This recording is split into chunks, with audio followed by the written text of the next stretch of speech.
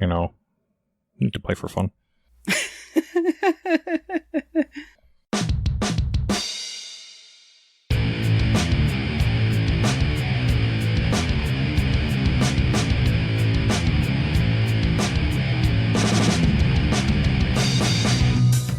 Hello everyone, and welcome to Achievement Hunting 101.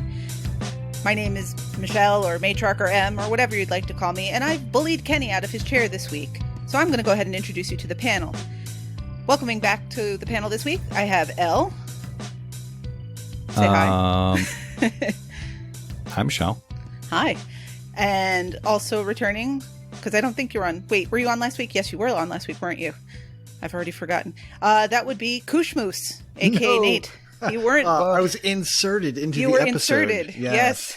You talked about stuff you'll repeat later this episode. Probably. Yeah, we'll just use the same clip. Yeah, that's fine. I got paid for it, so might as well. And finally, we also have another panelist returning from last week, but not the one you might expect, in that we are once again joined by Vulgar Latin, also known as Devin. So welcome once again. You can't get rid of me this easily. We didn't change that password. What? Wait, try did too hard. Are you still on the call from last week? I never left. I've been there. So we're going to get started right off with what we played this week. And looking down at the rundown document, Elle, you're going to monopolize the conversation. So let's let you handle that first. So what have you been working on? Monopoly, hey? That sounds like a board game. We don't do that here. We play video games. There's a Monopoly video game. I completed it. Oh, yeah? Which one? Both. Aren't there a couple?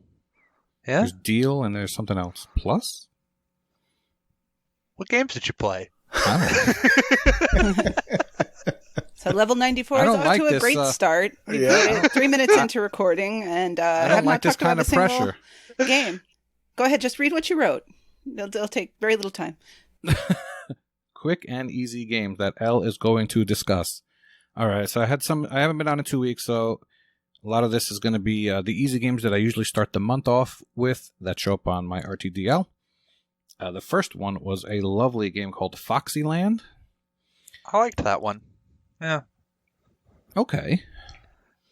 It's a cute little platformer. It is a cute little platformer.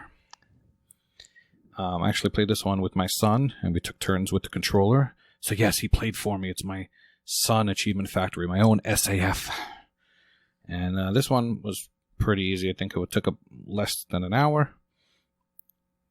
Now, was your RTDL achievement in this one something toward the beginning, or was it toward the end? So it was worth. I mean, it's under a 1 hour completion. It's probably. It's honestly, I usually don't look. So it was a 1.0 something for to be the first achievement or the last one. And you kept playing. You kept playing, right? Well, that was the next question I was going to. Do you think I kept playing? No. Yes. No. Yes. I got to buck trends. We got to balance it out. Well, what did you say? I said yes. Okay. I kept playing for one more level, and that was it. Technically correct. The best kind of correct. But that was it. The game, I didn't really enjoy it too much. But moving on, next game I played was Mechabolt, which was more puzzly, and you got to shoot a gun. It was slightly more violent than Foxyland. And that one got to completion in about 30 minutes. Did you keep playing on that one? Did I keep playing? Yeah. I mentioned it in the Discord. So that one is yes, I kept playing. I played the entire game because I really enjoyed it. And it was another 30 minutes. Okay. And the ending was very disappointing. I posted the entire ending in Discord. It basically gave one screen and said, "You've done it," and then it says, "The end." And I was very disappointed. Old NES era endings. Like you'd play something like Ikari Warriors for like hours and hours and hours and just die over and over again to get, thank you, you saved the president. Congratulations. Well, did you finish it? Did you finish it in under 30 minutes or over 30 minutes? Because the ending is different. Oh no, I got to start over? Michael Bolt wears less clothing in the better end. Exactly. If you put in Justin Bieber. Bailey, She's got pink Justin overalls Bailey. if you do it then. yeah. So that one I enjoyed. Then I played Super Box D-Make. So this was interesting. It reminded me, there's this, in Cronus Arc, Michelle will know what I'm talking about. There's these random parts where you have to push boxes on top of switches. Mm-hmm. That is the entire game. So, are there any other games like that or other mini games like that in other games? I feel like Where you gotta push, Yeah. where you gotta like push boxes on the specific stuff. I mean, sometimes Zelda has little things like that where you have to hold a switch down with something, but this was the entirety of the game. There is a whole series of, I don't want to say series, but yeah, it like Sudoku is, a number matching game. There's also a box pushing genre. I believe it's Really? Japanese. Yeah, I'll look it up. The game I most associate with that kind of gameplay is an NES game called The Adventures of Lolo. And the whole point of that game was pushing boxes onto switches or pushing boxes into holes, and there was one way to solve it, and as you went through the game you were solving the different floors to climb up a tower and rescue the girl or whatever. But that game, that was the whole gameplay. It wasn't a mini game or anything else. That was it. And you see it to some degree in a game like Fearful Prince, Fearful Symmetry and the Cursed Prince. I'll get it right eventually. But it has some similar gameplay elements to that. There was that game Milo's Quest, which was another easy one where you play as a dog, and I believe in that one you also had to move boxes around. They all kind of blur together after a while, but it was not Super Box. But they all have to have Quest in the title, yeah. Yeah. But I have a question, actually, now that you've spoken about Foxyland, Mechabolt, and Superbox D-Make a little bit. I know that that's your RTDL thing. Like, you put easy games on there to kind of clear them from your backlog. But have any of those games actually made an impression on you? Like, I know you said you liked Mechabolt, you didn't like Foxyland. But of all these games over however long you've been doing that, is there any one where you'd go, I'm glad I spent that half hour with that game because that actually was legitimately a good experience I took away from it? Mechabolt. Recency bias. I understand. Oh, recency bias. Yeah. Some of them are just so poorly titled that you say, "Wait, did I play this one?" And then you go back and say, "Yeah, maybe I did." Yeah, the ones that are done in like 9 or 10 minutes, you might not remember, but I remember these ones and bring up My Big Sister quite often. And I agree with Elroy in the sense that I do get it. There is a little nostalgia kick from playing these type of games. It's similar to the games you would, or I have grown up playing. So, all right. Yeah, I don't like all of them, but I don't usually regret the time investment in these ones. Because also these are, for the most part, these aren't games that are already on your tag, right? So the whole point is to start and finish them as they show up? That is correct. Rattle is nice enough to provide us with games, and so I try to talk about a few of them each month and hope that some people buy them. And did you play? I know I got you kind of off the track there. Is there anything else you wanted to speak about? I wanted to finish with my Superbox Land talk. I wanted to say I played this one legit, and it's a puzzle game, so I'm sure a lot of people just went right to the old YouTubes and got it done. Looks like there's a written walkthrough as well on TA. I was playing this while we were watching AEW on Wednesday, so during the commercials and downtime, I would do a level here and there. So it actually wound up taking closer to 2 hours. I got stuck on level 35, and then I went to go look, and it looks like a lot of people got stuck on that level. Mm-hmm. And it looked like Bill's had a video walkthrough, but I went with the written TA walkthrough, and it's really good. There's maps, and there's written instructions on what to do. So as Koosh has alluded to before, it's like once the walkthrough was up, that was it.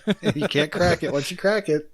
So there was only 5 more levels to beat the game, complete 40 levels to get to completion. Actually, there's the game is far from over. I believe it said I was 40% through the game, so I guess there's 100 levels.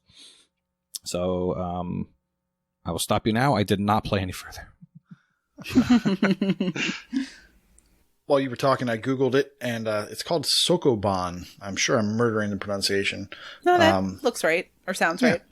But it was a game series, and I think it's a term that applies to this type of puzzle, box moving puzzle.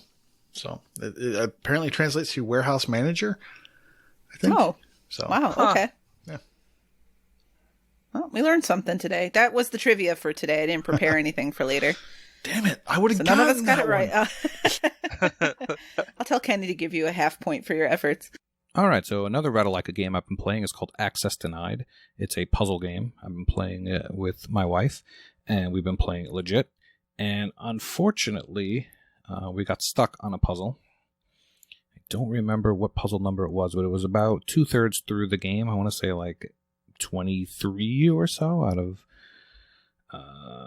okay, it looks like the achievement's 36, so 23 out of 36, so somewhere over there. You can skip levels, so I skipped it and plan to come back to it. But the achievement I needed for RTDL was to do a level that you've already done another time, which is just silly. But it's Rattle-like, so you get the same 80G for completing the first level twice that you do for completing all the levels. But that's how it goes. Yeah, to go back to a point you made earlier, when sometimes they kind of blend together. I do not have the vast gameplay background with Rattle-like games that a lot of folks in our community do, and I frequently forget which ones I've played, but Access Denied is definitely one that stuck out to me. I actually really enjoyed those puzzles, but I recall there was one that was just super obtuse. Like, I looked at a guide and still, even after looking at the guide, didn't understand why that was the correct answer. But the game was memorable. I enjoyed it. I wonder if it was the same level. It's possible, but I couldn't tell you which level it was. Yeah, there were a couple when I went through. I totally hit the guide. Once I cracked it, that was it. Yeah, there was something that just didn't make any sense. And I really wish the walkthrough would have said why you're doing what you're doing. Like, that's one of the things that bugs me about walkthroughs. Well, that's my contention with puzzle games especially, but to a lesser extent, all games. Puzzle games tend to be foundational, so you have to play the earlier levels to understand the logic behind why things work in later levels. So if you're using a guide throughout, you never really understand the basics of how the puzzles work or the mechanics work. So you kind of rob yourself entirely of the experience of getting through the game and figuring out those elements on your own. But I don't think that applies to Access Denied, because each puzzle is unique to its own setup. Access Denied was one I played too. It was one that I actually thought, it was a cool enough premise that I actually wanted to see someone just a little bit better do it, or refine the idea, I guess, or them go back to the drawing board. Like, if they made an Access Denied 2, I'd be totally all in on it. Yeah, I would play that for sure. But now, it just needed more time in the oven. When you say you wanted to see someone do it better, does that mean you watched the video guide and watched them do it?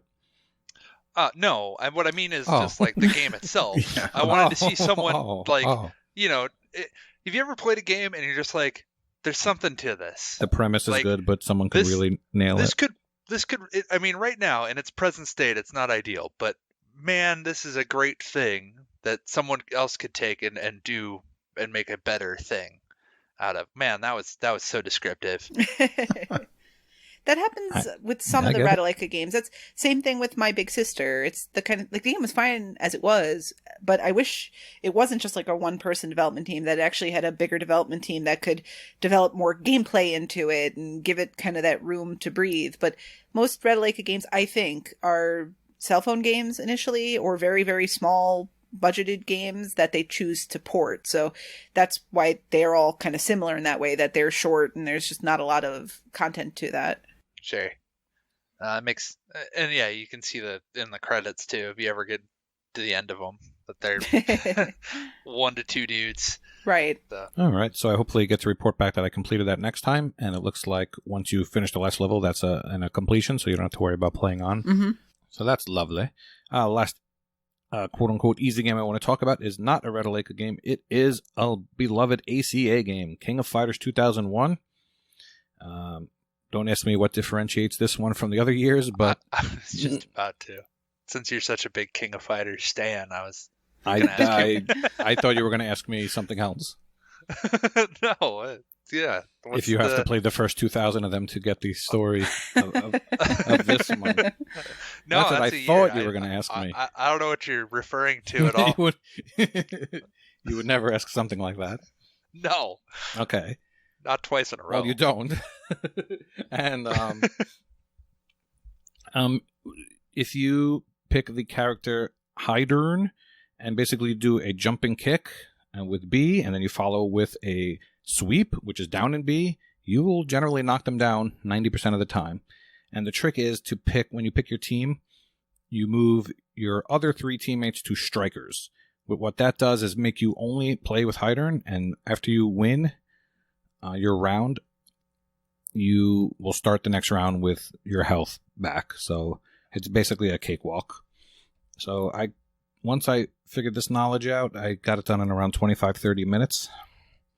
Nice. So this game, the achievement for 500,000 points and the high score for 300,000 points are actually rare achievements. So there are people that, I guess, struggle with this type of game a little bit. Those King of Fighter games are a mixed bag, though. I've completed some, and there's some that I've left half finished because they're all over the board. I get it. It's very interesting. I tried one, and I couldn't even tell you honestly if it was a King of Fighters or a Samurai Showdown or something. It was an ACA game, and it was well before they had released all of them. And whatever the trick to that particular one was, it involved connecting a second controller and having a second player, and I could not figure out how to have a second player in the game at all. Tried different controllers, different configurations. After a half hour into a game that was supposed to take me a half hour to complete without even getting it started, I just gave up. So I don't have much experience with them, unfortunately. That's a common solution for some of them, but I've never done that either. I've never gotten that to work. But it's good to know in this one you can do it. It's usually the score mode, where you can put a second player in anyway, and in the regular score mode, you can save and basically save any time and go back if you mess up, so it's really not a big deal. Okay. All right, so that wrap up your 2 weeks, or... More or less. I played some Streets of Rage 4 with Mr. Vulgar, but I will let him talk about this lovely game. That's a new game, and not an easy one. A game that came out in 2020. 2020. After however many long years, I think over 20 long years. I played Streets of Rage 3 as a child. We finally get Streets of Rage 4, and it is awesome. As someone who has just a lot of nostalgia for the Streets of Rage franchise, and 2 especially, the care that they put into it, it plays very much just like a very upscaled version of the original Streets of Rage. You can unlock the classic characters, which is awesome. But basically, Streets of Rage, it's a beat 'em up. You want to violently stop crime by pummeling it in the face. That's what cops do. Mm-hmm, It's not police brutality if the cops are also in on it, I guess, because you also fight cops. There's 4 different characters. You can play online co-op with Ell, and you can also, if you turn off a mode, throw your online co-op partner, which is hilarious every single time you do it. But not productive, so don't do that. But if you're playing with Ell, throw Ell, because it never stops being funny. I have an important that's question. Why you want friendly. Though, so you guys obviously are playing over Xbox Live, which is great because we know a lot of these new releases seem to not do Xbox Live functionality. But how is it in terms of achievements? Is it host only? Is it both people are getting achievements? A little column A, a little column B. It's weird.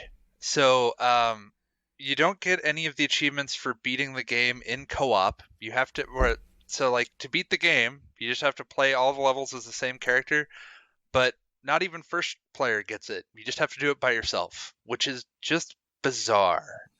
I don't understand why it's built that way. There were some times when I would do something and both of us would get it, like you have to drop a chandelier on a dude, and totally did it. Worked for both of us. We both got that done, and then there was others where we didn't. So it works out pretty weird. I'll probably have to play through a lot of it by myself, unfortunately. That's my biggest drawback to the game, is that the achievements don't work as a co-op, because Yeah, I'd play through again on hard mode, but you have to play through by yourself in hard mode and to get the achievements. So there's no point in the two of us playing together on it. Especially if you have the ability to throw each other off a roof enabled. You can turn that off. You can turn that off. There's an achievement to do so, though. So I would recommend just starting it up, punching each other in the face, and then restarting it with that off. You get your 15 points. Just write that away. That's a 1.74 ratio. Which leads me to my next point. Is that 43,000 people have played this already? Yeah. That's Power the of other Game Pass. Yeah, that has to be the reason. Unless there's just a lot of people who had Streets of Rage collection from when it was games with gold and were like, I want some more of that. Well, the game is $25 or $30, right? It's not. Yeah, it's 25. It's expensive for a digital game, so 43,000 people starting it is totally just, there's nostalgia and there's Game Pass. You're already paying for it, and it's a gorgeous game. It's all hand drawn. It's beautiful. I am a massive fan of it. I will probably never get the full completion because you have to get you have to get S ranks on it You need to on do hard well with mode. L. Yeah, well, and you have to get an S rank, and I haven't gotten an S rank at all. So you can do that one in co-op though, so that's the good thing. And I guess once videos start coming out or tips, basically you have to get a good score, and that involves not dying. And when there's a boss, you have to kill all the other people first before killing the boss. Stuff like that. And there's combos in the game, so you have to get really good combos, and then you get your score up to get those S ranks. That's the hard one. Yeah, and then you also have to unlock all the originals because you can play as all the Streets of Rage 1 characters. And when I say that, I mean it. That's pretty much the sprites from Streets of Rage. They look exactly as out of place as you think they would. And they don't have specials either because Streets of Rage 1 didn't have special moves. Yeah. So they don't play that way. So you have to beat the game as a Streets of Rage 1 character, and you'd think like, oh, well, Axel was in all the games. Does that count? No, he's a Streets of Rage 4 character. You have to play as the Streets of Rage 1 Axel. Don't be silly. What? So yeah, it's. So how many playthroughs of the game do you estimate it would take to complete it? Oh gosh. Let's say so you have to complete it as all 5 base characters. 5, 6, so 7, that's 5 8. right off the bat. You have to beat as every single like Streets of Rage 1, 2, and 3. So that's another however many. Yeah. That's also 3 assuming more. that you're really good. So assuming you're really good, you could probably do it in 8 if you could beat the game in hard and get all S ranks in hard. You could probably do that, but you're looking at 8 minimum. Plus, that's not all. You also have to get a lifetime score of 5 million points, which I've played for 1 full playthrough and like a playthrough and a half, and I'm at not even 1 million. I think I'm at like 400,000 or so. Wow. So, you're doing it for the love. If you want the completion in Streets of Rage 4, by the end of it, you will be good. Dude. Well, are we gonna Thelma and Louise? They're just gonna hold our hands as we dive off that cliff. Man, you just love spoiling old movies. God. Oh, spoilers for all of you who've never seen Thelma and Louise. So the S rank achievement has 312 people unlocked, and the 5 million one has 204. So there are people that did the whole S rank thing and didn't even get their 5 million. 100 people. It's well, crazy. They gotta grind just that get out. It done. You did the hard part. Something that's nice is that even though it hasn't been completely tagged, so the achievements don't have flags yet, just about every achievement has a solution. Oh, that's awesome. So I'll tell you my experience real quick. So it was nice playing co-op with Devin because we're both fans of the original 3 games. So every time there was an enemy from the old game, we were like, oh, it's that guy, it's that girl, it's that dude. So I know I get this term wrong all the time, too. But Kenny, it's definitely fan service when they do that, right? And also, there's ways that you can unlock hidden retro levels, and those are really cool, too. So you can actually, like, for the points, and I don't, is it a spoiler? Whatever. It's if you hit an arcade cabinet with a taser, there's places you can do it. You can actually go back and play some of the stuff from the past. So a lot of it's Streets. Actually, I think it's all Streets of Rage 2, which makes sense because that's the best one. Fight me. Mm-hmm. Don't at me. There is no secret cow level. No, there's not. But you can fight Abraxas. That was his name? Abacab? The wrestler dude. Yeah, sure. So to finish up, it's really enjoyable, but it was disappointing that... So I was the host when we played, and he didn't have any of the progress in his single player. So he couldn't do a stage select. He couldn't pick up where we left off, but I was able to do that. So that's a little unfortunate. The achievements is the main one for me, though. That's just really bummed me out. That looked like a host thing, where whenever you did something, I usually got it. When I did something, you didn't always get it. But it was nothing hard. No, and I'm at like 20 out of, I believe, 39, and it's been a really great experience. So, I mean, if you care about your completion percent, but aren't a completionist, like, I don't know, like I am, you can get most of them without much difficulty at all. And I will point out quickly that it is Play Anywhere for some reason. That's awesome. That's also true. It's on PC Game Pass too, yeah. Go ahead, Michelle. Would you recommend this game to someone that does not have the nostalgia for Streets of Rage that you guys do? What I would say is, if you are a fan of beat-em-ups, like the 2D beat-em-ups, so it doesn't matter which ones, so it could be like Captain Commando. They did a Capcom beat-em-up collection, and if that is your jam, but somehow you never played Streets of Rage, definitely play it. If you've played a 2D beat-em-up and you just don't get it, and you're like, I don't understand, I'm just beating up the same dudes over and over again, what's the big deal? There's nothing that Streets of Rage 4 does that really makes it so that like even fans even people who don't like beat 'em ups would like it. It's a quintessential beat 'em up. So if you don't like beat 'em ups, you're probably not gonna like this one, because it's nothing. It didn't reinvent the wheel. It's still a 2D beat 'em up. Fair enough. I don't know if you agree, Ell, or not. Yeah, I do. I mean, if you're younger and you've only played like Castle Crashers and stuff like that, you should definitely try it. But nostalgia definitely played a part in it for me. For sure. Yeah, for me as well. It's because I grew up with Streets of Rage 2 and 1, and to a lesser extent 3. But one thing, 2. Unlocking those old characters and playing with those makes you realize how far we've come and how beautiful the new sprites look and stuff like that. It's always been about the music for me, though, and the soundtrack, I can't quite judge because we were in party and chatting and all that stuff. But I believe it, it's standard techno fare. Did you get to play a game this week where you weren't carrying Ell? I played plenty, but I also played Star Wars The Fallen Order, which I mentioned that I had started in the last one, and my opinion has changed a little bit on The Fallen Order. I think that the Jedi, his name is Cal, you play as Cal, and he is the worst Jedi in the history of the Jedi Order. He gets wrecked by literally every animal in all of the planets ever. Things I've been wrecked by so far: giant spider, giant goat, giant rat, dude with giant gun.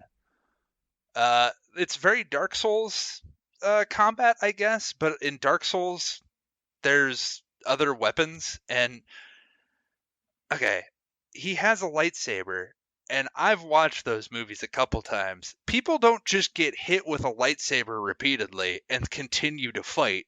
When a guy gets hit by a lightsaber, his arm ends up on the ground, and it's a little weird for me to just start waylaying a dude with a lightsaber and he's just like tanking the hit, which is weird. And I also don't like that he keeps remembering, so the idea is that I think he's just not a Jedi anymore, or like he got trained to be a Jedi and he just plumb forgot how to do all of it. So like I had to go through a whole temple, and then he was like, oh yeah, that's how I did that push. I took a whole class in that one time, which means to me that force powers are a lot like my high school classes, where I'm like, oh yeah, I totally know how to balance a checkbook. I took a class in that one time. It's very bizarre. They might explain that if you keep going. Well, Oh. I'm going to keep going. At this point, me and Star Wars The Fallen Order, when it's going down, I'm doing it. I'm completing it. I'm motivated. But it's more from just an anger standpoint. So I'm playing it in a very Sith way. A question for you, Nate, though, because you played the game, and Oh, I yeah. think it's safe to say you enjoyed it quite a bit. Yeah, I loved it.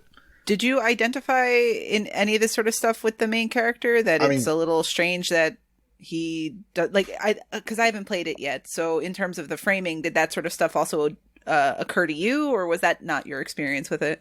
Well, I too am the worst Jedi. So for me, it was pretty good. I liked it. Yeah, I mean, any of these games where you've got a set of powers and you start off with them and you have to regain them, there's always going to be some sort of MacGuffin, right? That causes that to happen. Like, oh no, I got hit with a gamma ray, or, I bumped my head and now I don't remember how to tie my shoes. That sort of thing.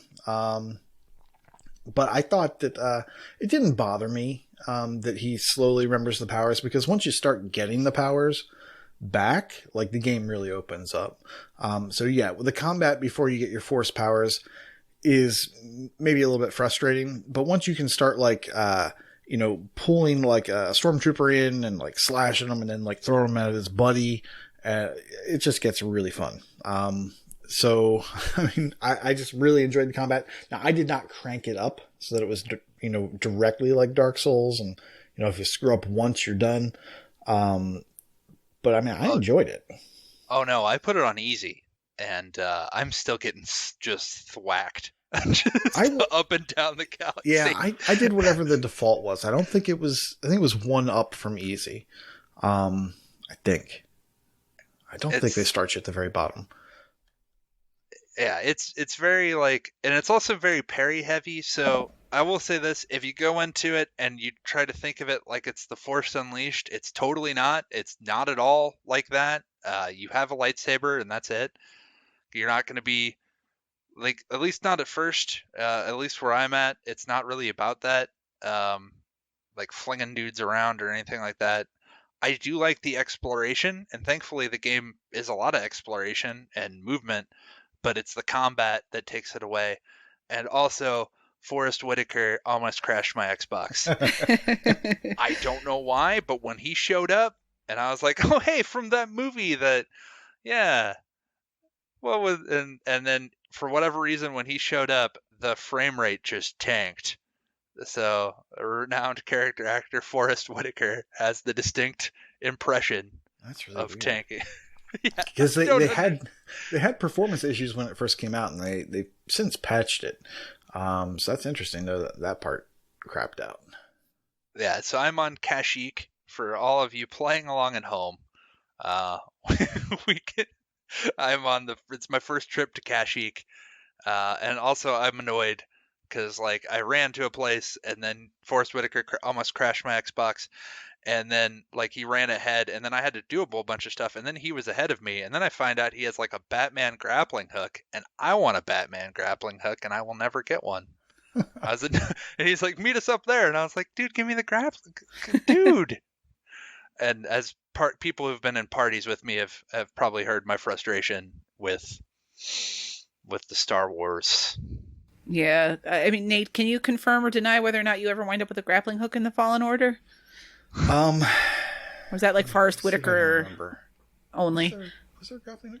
I feel like there was something of a grappling hook.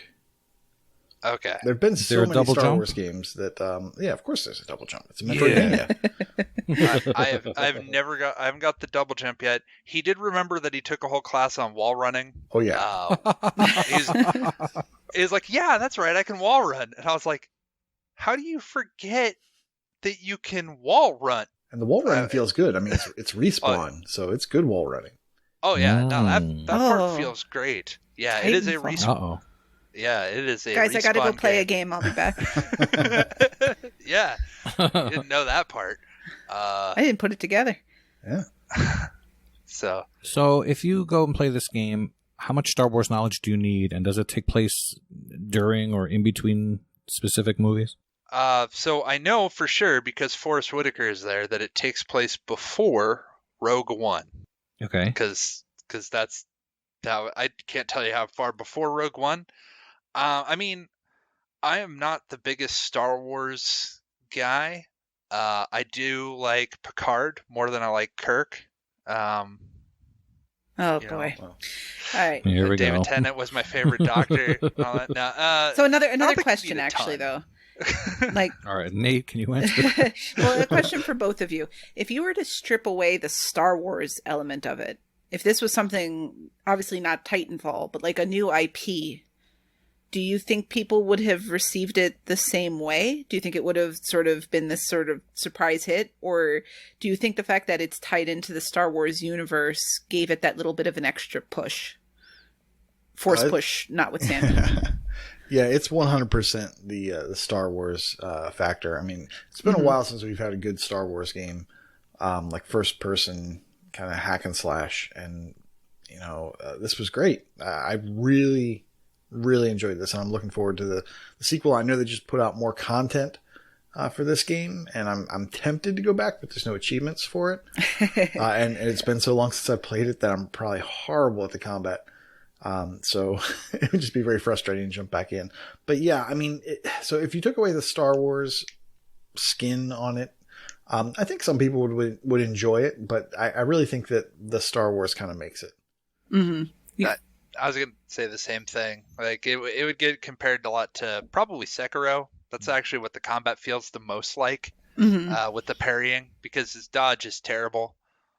That's a pro tip. Just it's all about that parry. As soon as you get that down, you're golden. And if you do it faster than me, you'll be golden a lot faster. But like without the Star Wars, I don't feel like it's. I think the Star Wars helps it kind of hit better. Got it. Well, I know, Nate, you had mentioned earlier you're not playing more of the Fallen Order because it lacks achievements, but did you earn any achievements this week, and what have you been earning them in?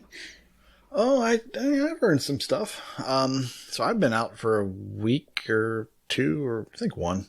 And see, I'm not the only one who doesn't remember who records one. It's not just me, I promise. So I was competing with Elroy last month to try to get ratio. And I came up way short, because my spreadsheet, so I wasn't going to beat him. I knew I wasn't going to beat him, but I wanted to make it close. And I could tell that I would get close, but my sheet didn't factor in decay. So I was actually way shorter than I thought I was. So I hope he is not upset that I didn't give him as much of a challenge as I intended to. But most of my play from 2 weeks ago and the previous month was a lot of Cronus. So I just had my Cronus kind of running on Killer Instinct while I was working during the day. So there's like 25 characters or something silly like that. Mm-hmm. And I pretty much each one of them, I got to 200 matches just with my Cronus while I was working. So that was good, and that got me a lot of stuff. But I mean, I wouldn't call it fun. But what I did do for fun was a little game called Hive Jump. No one's played this, and I think you probably should check it out if you like run and gun 2D, with incremental progression. So the more you run through this, the more money you get, the more skills you can buy, and those skills carry through. So you can unlock better weapons, you can unlock better traits. I think you have 4 slots. You basically have a weapon, you have a grenade, you have an ability you can trigger, and there's some other passive as well.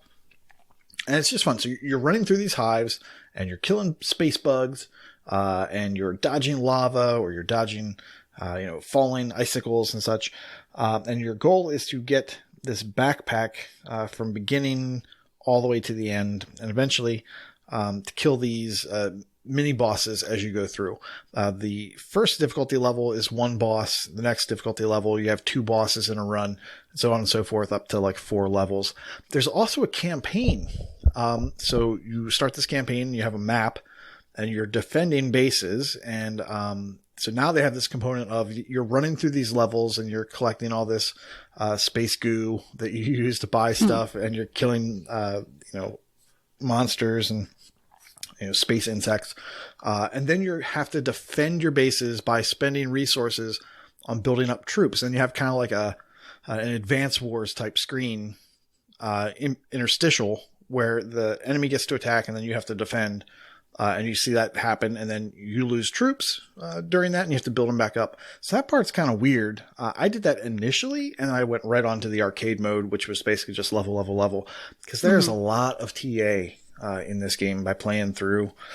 And I don't know if I'm going to be able to get the completion, because it looks like it is going to be a little bit difficult, and it would be easier with people that were actually playing the game along with you. Some of the stuff you can drag another player on, and then one of the achievements you have to drag 3 controllers along, and that's basically just impossible. They're going to die, and there's no way to do it. So I can't get the full completion in this game, but it is a fun little game. And if you have people that like to sit on a couch and play with you, maybe this is a good game. I actually was interested when I looked into this game when I saw you add it to the list of games we were going to talk about today. Generally, with all sorts of games, given the kinds of people that we see in our community, there's usually that one person where it's like, okay, guess who completed this game? Guess who has the highest score in this game on my friends list? It's probably me. It's you. Yeah. Hive Jump, like you said, it's not tracked by a whole lot of people, but it seems like it has a very easy first achievement, and then people kind of fall off right away. Is the first achievement you get in the game pretty simple to come by? I think so. Yeah. I don't remember what the first one was, but they start off very easy. And then there's a couple that, you basically just have to grind some hours on. I think one is like play the game for 10 hours or something like that. Part of that I did idle a little bit, but the game really doesn't let you, it's not idle friendly. Okay. They'll send, bugs after you, and there's no like predictable way to kill them all. So you will die, and you can't just let it sit idle. So you do have to play. So all of my playtime, for the most part, was actually active play. And I got that. I got the 10-hour one, I think, when I was playing against Freem 2 months ago. Oh, wow. So yeah, so I really enjoy this game. And it's a fun little game, and maybe it's only a fun little game to me, but it reminds me of those kind of run and gun platformers.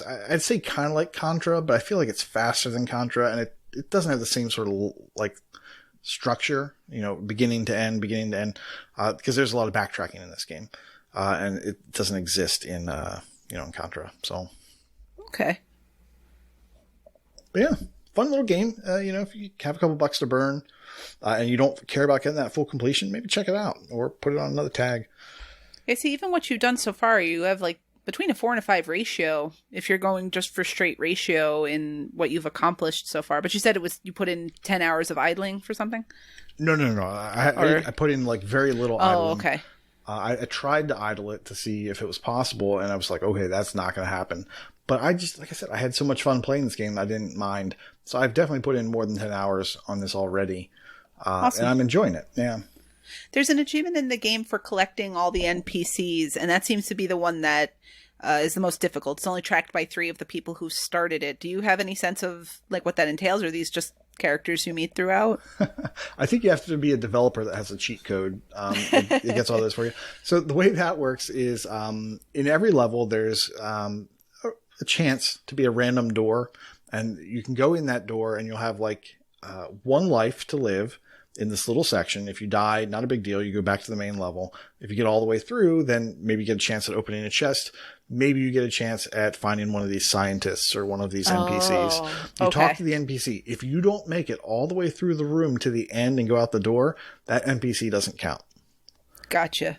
So I think that's part of the problem. And some of these rooms, like, you have to experience the room before you know the trick to the room. So it's a little bit cheap. It feels a little bit cheap like that. And you have to kind of go slow and be like, oh, they put an exploding bug right there off screen where I couldn't see. And then when I dropped down, I hit it. So you have to be kind of familiar with rooms. But you're going to be playing this game so many times, you're going to see most of these rooms, and you're going to be familiar with the little gotchas. And the rooms are static? Like they're in a random order, but static once you... Yeah, I mean, they repeat. So yeah, it's not complete. It's not randomly. These little sub rooms are not randomly generated. They are definitely static, and they just pull them out at random and say, "Oh, you're going to do this one this time." And they're also I forget what they call that. It's based on the topography. Crap. The topography. Not really topography, but you mean like procedurally jungle, generated, desert. or Topographical? No, not topographical. That's not the term I'm thinking. I'll remember it as soon as we're done. Of course. But, like there's a jungle theme, then there's the ice theme, then here's the lava environmental themes. Yeah. Yeah. I almost had it. In either case, so there are these little rooms that will only be available in those types of sections. So like these 5 rooms are only available inside of ice caves. So you'll only ever see them there. There's no good tracking for that. So you don't know which ones you have and which ones you don't have. Oh, okay. Yeah, so that part kind of sucks. At least as far as I've seen. Now there is a guide. I've gone way longer on this little game than I thought I would. There is like a journal that helps you keep track of some stuff. So maybe it is there and you could at some point go back and someone will write a guide or something. You can figure out where they are and where you have the best chance of getting them. But yeah. Oh yeah, okay. I'm way ahead of all my friends. I just looked at my friends' scores. Far and away. But you put a lot of time and that doesn't yield a whole lot of gamer scores. Did you play anything that did, or are you kind of stuck with that sort of thing? No, I didn't get a whole lot of gamer score. I haven't really been shooting for it. I played Astrologaster because that came out on Game Pass. And I thought, hey, I see people playing it. I should probably check it out. It's interesting. I went guideless at first because I just wanted to see what it was all about. It's funny. It's all dialogue based, and you basically, you have a conversation with someone, they describe what's going on in their life, and then you pretend to know what you're talking about. Because you are consulting the stars and then making up an answer, that you think makes the most sense, based on what they've said to you. And I played through, about a third of the game without the guide. And I had a good time doing it, and that was enough. And then I said, okay, the next time I play this game, I'm going to do a guide just straight through. And then I did. And I don't feel like I missed out much because it takes a long time. You have to listen to everything to play it well. And, you're probably going to make mistakes. I think of this as like an LA noir, right? Like, so you're trying to, is this person telling me the truth? That sort of thing. You're kind of judging, well, they said this, but does that mean that they have, black bile or too much yellow bile? I have no idea. So, so you're going to make a mistake. You're going to fall just short of getting that last, recommendation you need to get the medical license. So yeah. So at that point I said, you know what? I'm not going to go through this a second time. I'm just, after doing a full run. So I said, I'm just going to do the guide from the beginning to end. And I still enjoyed it. I went slow enough that I could enjoy some of the conversation bits. And yeah, fun little game, but, yeah, I would recommend guiding. The time estimate on TA is 0 to 1 hours for Astrologaster. How long did your guideless playthrough take you? I put in at least an hour. Okay. Yeah, the guide is assuming that you're just zipping through and not paying any attention. So that's an hour of zipping through the conversations as quickly as you can, hitting the right choice and going forward. And it's an hour of straight just doing that. So I must have played for an hour to an hour and a half to get about a third of the way through the game, without the guide. So I managed to do it in a half hour. Just Did you? mashing the button. Yeah, I just mashed the mouse button, skipped all the dialogue. So I was like, oh, was I supposed to figure out how because I was making the choices because that's what the guide told me to do, but I actually had no idea what anyone was talking about. Meant. Yep. That's the visual novel experience. That's how it is. Yeah. There was a weird romance subplot going on with one of the characters, and I don't know. It's interesting. He was a very bad doctor. Yes, he's not great.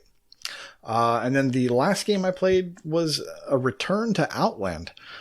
This was a Games with Gold way early on. It's Metroidvania 200 pointer, 360 backwards compatible title.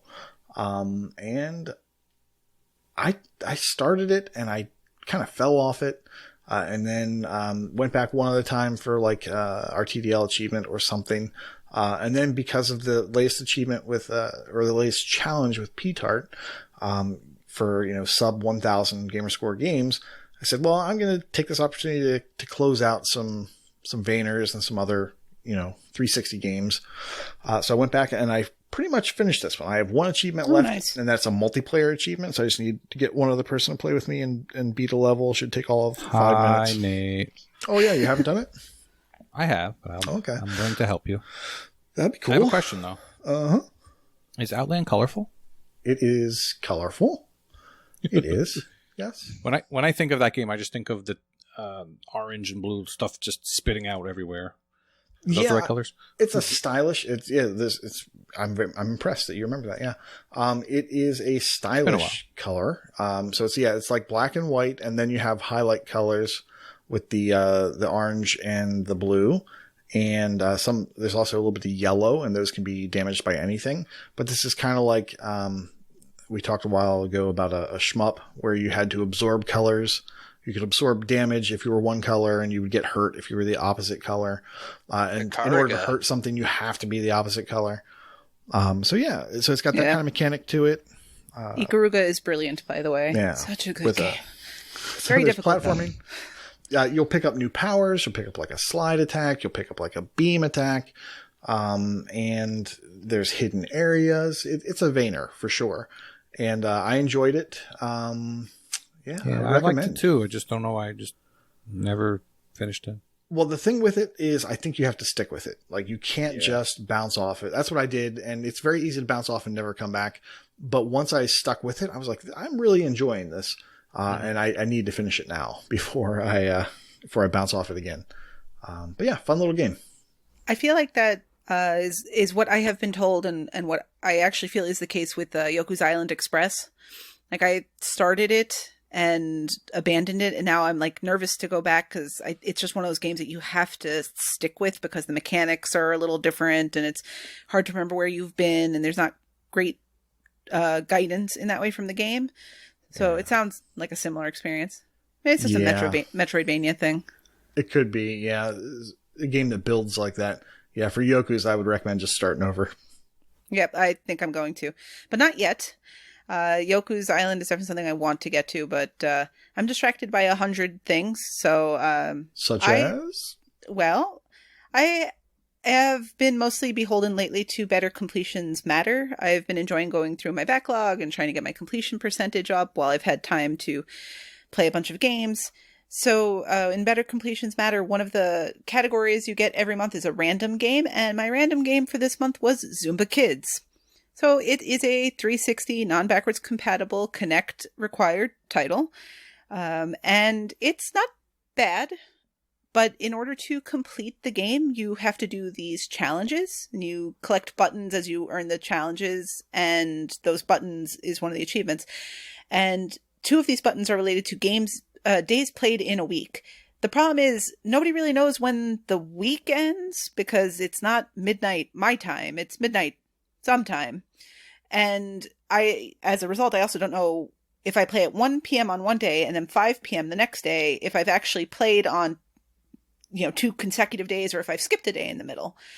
So it's tricky, and you have to get that done. I have to get that done within the month. So since I have a 5-day and a 4-day streak to do, I'm kind of running out of time because it is already getting close to mid-May.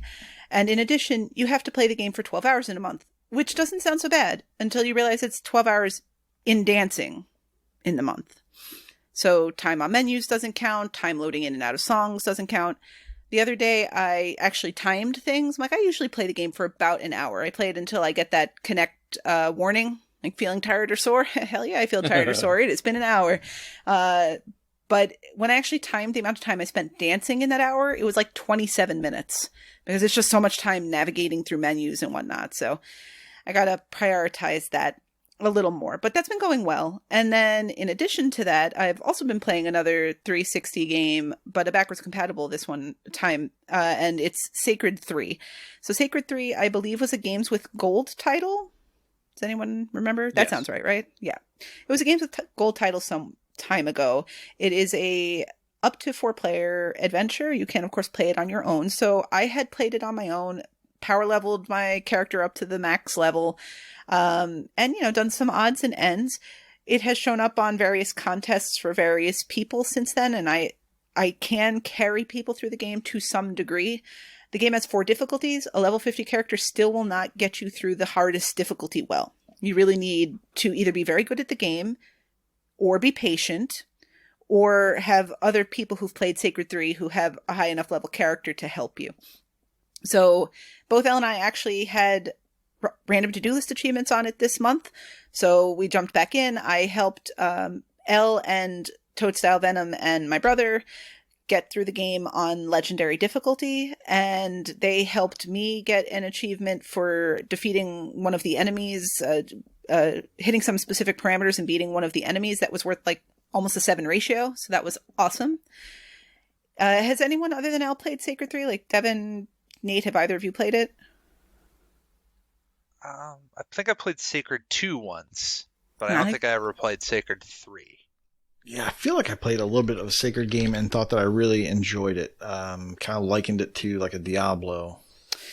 Yeah, it's like a Diablo light, but there aren't really side missions in that way. It's a more linear quest line, so you're not in a hub world and then getting quests and going off and doing things, but the gameplay is similar, and very similarly, you beat something and like a little pile of gold just pops out, and you pick that up and the gold is mostly useless.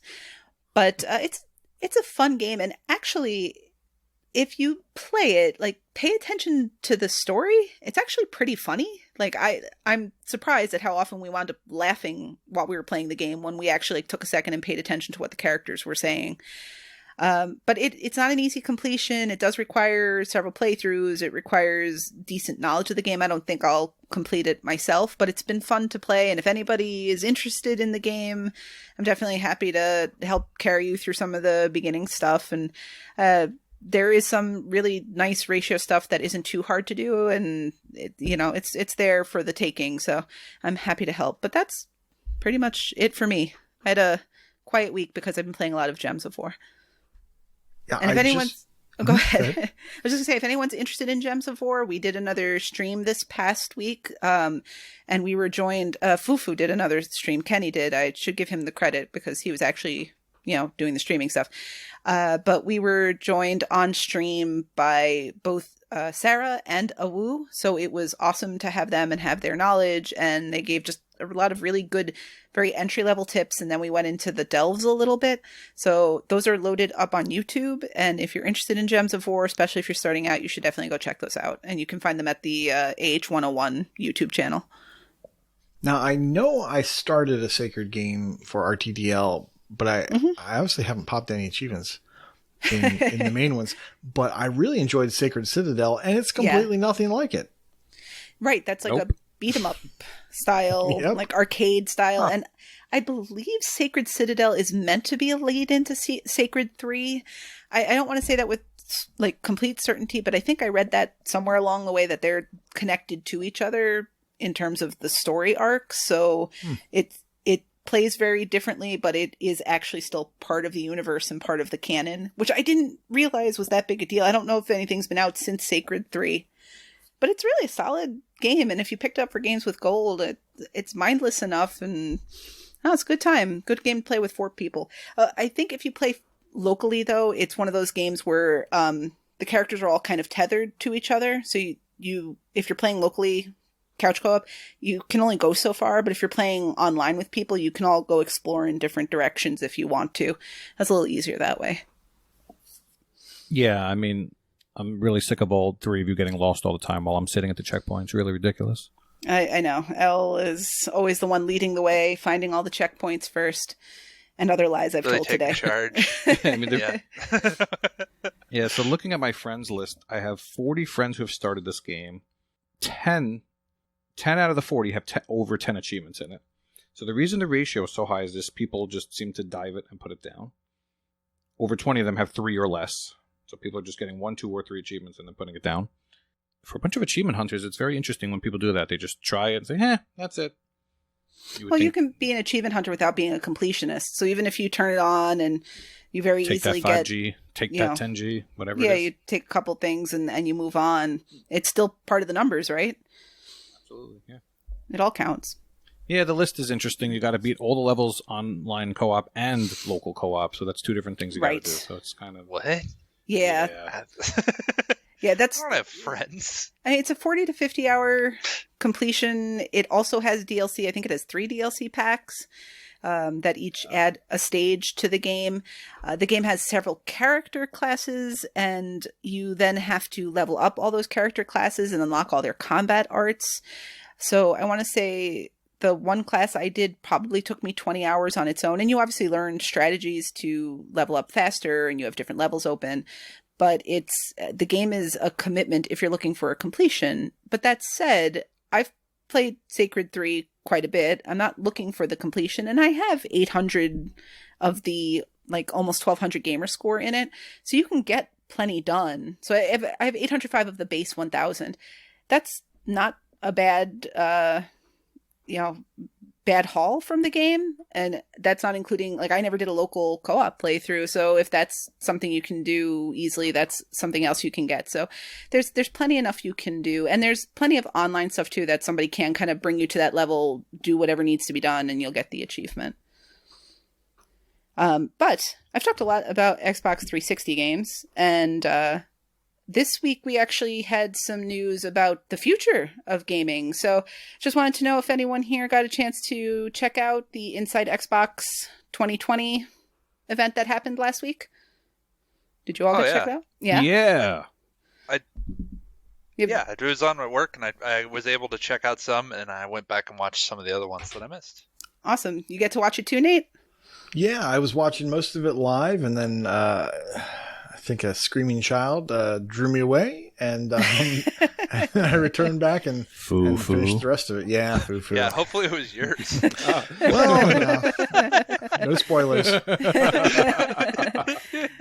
Well, speaking of spoilers, this was basically a trailer fest, so there weren't spoilers to be had. But Nate, did any of the trailers actually catch your interest? Yeah, I was interested in the Ascent, or as I like to call it, oh damn it, what's the game? Just Ruiner 2. It looks exactly like Ruiner, but an extra level of cool, I think, because it's on that hot new system. I also like the look of, I want to say, Call of the Sea. Now that looked cool. Yeah, the developer, the little whatever for this little blurb, or I don't know if it was in the video or not, but they said that they were inspired by Firewatch and other kind of stroll playing games. Soma. Soma also, yeah. There you go. Yeah, so this looked interesting to me for that purpose, or for that reason. A couple others looked interesting. Obviously Assassin's Creed. I love Assassin's Creed. Doesn't mean I play them all, but I love them. And Yakuza, Like a Dragon. Now, this game to me looked like a cross between, damn it, my vocabulary is going at this hour. Sleeping Dogs. Thank you. Sleeping Dogs and Saints Row. Grand Theft Auto. Oh. Saints Row. It seemed to be a little funny, right? Like a little kind of goofy almost in the trailer. But the sensibility was not this deep, dark, secret, gang warfare type thing. At least that was the impression I got from what I saw of it. Yeah, those were the standouts for me, though. Anybody else get pulled in by anything? I I liked the Bright Memory. I liked just the look of that one. That looked like it had a lot of really cool shooting kind of stuff with also the grappling, and seemed very, I don't know, I was kind of drawn to that. Didn't they mention that it was one developer? That's the one where they said this was done by one person? I think so. If it was, yeah, that's impressive, because that one looked, at least to me, like the one that looked like the most future, I guess, or the most ahead of its time, I suppose. It's very crisp. I really liked that. I liked Dirt, actually. So I'm sorry I'm not reading these in order. I actually did like Dirt 5 because I've liked the other Dirt games. I liked the rally racing kind of sensibility. I do play a lot of racing games in general, and that has nothing to do with my profession. I work in motorsports. Are the Dirt games, would you call them more sim or arcade? Depends on which ones that you play. So like the original, the Colin McRae Dirt, because it was named after the guy, I believe was a lot more like a simulation rally. But the one I played was 2 or 3. I think I played both, 2 and 3, and those were a little bit more like they were. I mean, you still used real cars, but they weren't a simulation E. You could still tweak things, but they were kind of like an in-betweener. The best thing I could describe it as is kind of like a Horizon kind of deal. But I think they also made one that's also like Dirt Rally. And I think that one was supposed to be more like hardcore, rally racing. You're in this for the long haul kind of deal. But that one I was kind of impressed with as well. Yeah, I was kind of immediately drawn to these original IPs that are by companies with a good pedigree. So you already, because I think that the Ascent, not the Ascent, a Call of the Sea is like, it's not the same development team, but the inspiration of other games like Soma and Firewatch. And I was also very much drawn to the medium. If you're not a survival horror fan, it totally checked all those boxes. You would probably turn off the trailer. But as someone who enjoys survival horror games, I definitely got Silent Hill vibes from it. I got Evil Within vibes from it. It also, they announced that it's going to have the composer from Silent Hill, Akira Yamaoka, is composing one soundtrack, and the development team's internal composer is also developing a soundtrack for it. So I'm curious to hear how that plays out. And these are the people who did Blair Witch, which I did not play, but also did Layers of Fear, which is probably my favorite walking sim. So I'm excited to see what they have coming down, because this is a game with like true gameplay in it. Did any of you guys play Blair Witch?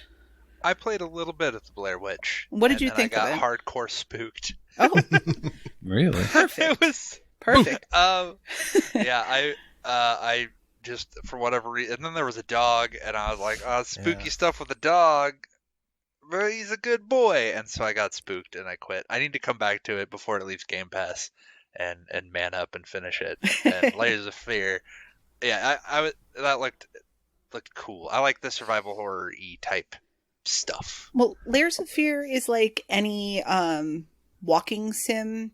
You can, of course, play them with a guide. But the idea behind playing a walking sim is to put on your headset, make your environment all comfortable, and immerse yourself into what's happening in the course of the walking sim. So if you play Layers of Fear with a guide in hand, and I understand why, because there are some collectibles you can miss, but if you play it that way, you're going to miss what makes the game stand out, in my opinion. You really need to be listening for those sound effects and hearing a door close in the distance and deciding, do I want to go that way? Because there might be something scary there. I'll go the safe way, or whatever it may be. But I'm curious, if you get around to playing it, what you think of it, because I loved that game. The DLC is not as good. Layers of Fear 2 is not as good, but the first one, very, very good. Speaking of guides, I think we need to make a petition that any game that has a dog in it, like the guide at the top has to say, Doggo survives, or Doggo doesn't make it, and then you can decide if you're going to play it or not. Because, yeah. I feel like there's some kind of Twitter handle that does something like that. Well, it's for petting the dog. I swear there's a website. Oh, it's petting there's one the dog. for petting the dog. Okay. Can I pet the dog? I think is what it's called. So does the dog survive? Does is the going to be dog the live? one. Does the dog die? Yeah. Is one. I swear that's a website. Does the dog die? And I think that's just movies. Though. Oh, okay. Elle, did you catch any trailers that caught your eye? I did. It was funny when during the Inside Xbox stream when the Medium came on, Nate and I made the same joke at the same time. It started off with a pregnant lady. So I forgot about that. Yeah. we both said, "Is this pregnancy simulator?" Oh, that makes so much more. I watched the stream later. I didn't get to watch it with the group that was watching it during the temporary Inside Xbox channel in the Discord, and I saw that comment, but I had no idea what you guys were referring to. They start off with the sonogram. Yeah. Yep. I get it. It's like very detail-oriented sonogram. It's like, oh, okay. Yeah, so I'll go in order. Why the hell not? Bright Memory Infinite. I don't know. I think I'm just FPS'd out, but it definitely looked very stylish. Mm-hmm. Dirt 5. I can't believe there's 5 Dirt games. I guess they do quite well, huh? So. They clean up well. Oh. Yeah, you don't need to go through the whole list. I'm going to go through the whole list, you... Michelle, because I watched all of them twice for you. So, did anyone, I was watching Scorn, And it's like, all I know about it is that it's a horror game, but the trailer basically tells you nothing about the game. Yep. Well, the horror works best if you just kind of know like a vibe, right? Right. And the vibe is H.R. Geiger. So, Yep. you know, all those crazy alien-style characters. Yeah, he did the Xenomorph. Right. So it's very Xenomorph-inspired, I'd say. And then you had Chorus, where the U looked like a V, like a airplane shooty game. That looked okay. Not really my genre.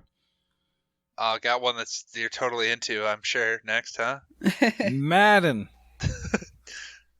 Well, my boy Pat Mahomes was on here, so I enjoyed that. He was one of the few that survived the Madden curse. Very productive In a season. big way, yeah. But While his Unfortunately. ankle was just a taped-up mess the whole season, too. What's What a guy. weird, though, is that Lamar Jackson's supposed to be on the cover of Madden 21, so now it's a little confusing. No, not Lamar Jackson. Anyone but him. But more on Madden in a minute. One that I'm surprised you guys haven't mentioned yet is the Vampire the Masquerade Bloodlines 2, which I thought was the most memorable of all of these because it had the Donka Shane playing and everyone was dancing around. And then there was some murder going on and then some more dancing around. Yeah, I liked the trailer. I thought the trailer was great, but I think it's probably the most misleading trailer because from what I understand, Vampire the Masquerade didn't do well and it didn't look like what this game trailer looked like. Well, Vampire the Masquerade, like I played a little bit. The first one is like a cult classic, but it's a buggy mess, and like that's from what I understand. So it wouldn't run on my computer when I tried playing it. Yeah, I've only ever played the tabletop version of Vampire the Masquerade, which inspired the games, but I never played the games themselves. The system is cool, but Do you sing Donka Shane, D10s. like take turns sitting on the table? would be lying to you if I said I've never had the opportunity to sing Donka Shane during a gaming session before, but I don't think it was Wow. Vampire the Masquerade. I played it. I recall Central Park in fall. How I tore my dress. What a mess. Vulgar. Call of the Sea. It was weird. It was just that one was colorful. I got like a mist vibe from it. I don't know why. There was the one little thing where she puts her hand on the thing, like a puzzle thing. And that reminded me of Mist. I'm excited for that one. The Ascent. It's co-op. You know I'm in. Need someone here to carry me. I wish it was 4 players, but it looks like it's only 2. Yeah. We didn't mention 3, but maybe I might be thinking of a different one. Really? I don't know. Yeah, you're thinking of Scarlet? Second Extinction? Yeah. Oh, yeah. That was the dinosaur one, right? Yeah. Had dinosaurs. That one looks cool. I thought it looked cool. And the title Second Extinction is just brilliant. So I guess these dinosaurs are going to come to life and you have to kill them all over again. So I like the cut of that jib.